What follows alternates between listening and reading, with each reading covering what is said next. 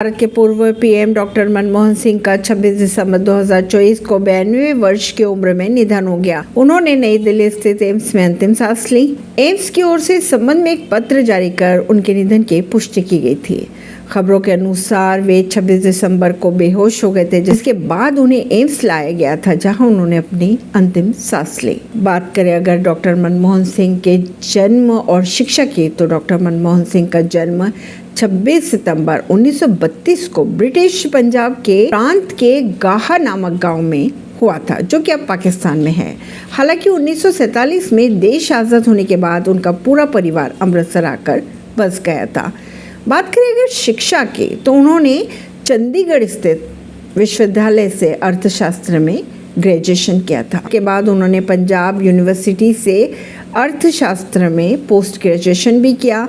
1957 में Cambridge university से अर्थशास्त्र में टॉप रैंक के साथ इकोनॉमिक्स ट्रिपोस पूरा किया।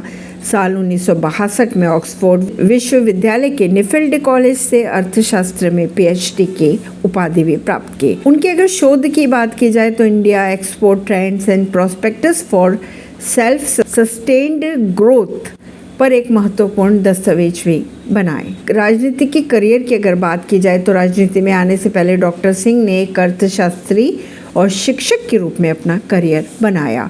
उन्होंने पंजाब यूनिवर्सिटी और दिल्ली स्कूल ऑफ इकोनॉमिक्स में अर्थशास्त्र के प्रोफेसर के रूप में काम किया। साथ ही आर्थिक अनुसंधान और नीतियों पर गहन कार्य भी किया। कुछ समय बाद वे United Nations conference on trade and development और वर्ल्ड बैंक से जुड़े। उनकी प्रतिभा पर उन्होंने व्यापार और विकास अर्थशास्त्र में अंतर्राष्ट्रीय पहचान भी बनाई। अब उनके योगदान की अगर बात की जाए, तो उन्होंने भारत सरकार को जो सेवाएं दी, मुख्य आर्थिक सलाहकार की अगर बात की जाए, तो 1972 से 76 तक मुख्य आर्थिक निर्णयों में उन्होंने योगदान दिया। भारतीय रिजर्व बैंक के गवर्नर के रूप में 1982 से 85 तक मौद्रिक नीतियों में महत्वपूर्ण भूमिका भी निभाई। योजना आयोग के उपाध्यक्ष भी रहे। 1985 से 87 तक उन्होंने योजना आयोग के उपाध्यक्ष रहते हुए भारत के आर्थिक योजना में योगदान दिया। भारत के आर्थिक संकट के समय राजनीति में कदम रखा। साल 1991 में डॉक्टर मनमोहन सिंह ने भारतीय राजनीति में अपना कदम रखा।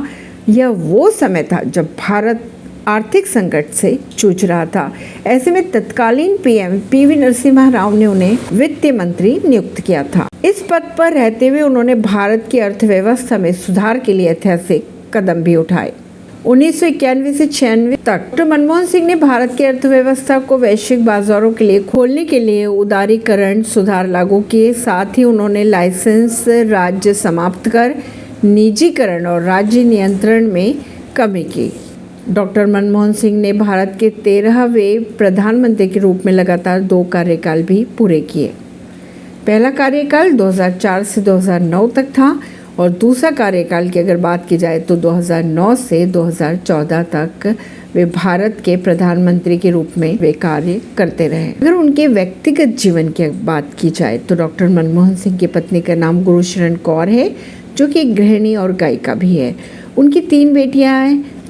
1987 में भारत सरकार की ओर से उन्हें भारत का दूसरा सर्वोच्च नागरिक सम्मान दिया गया।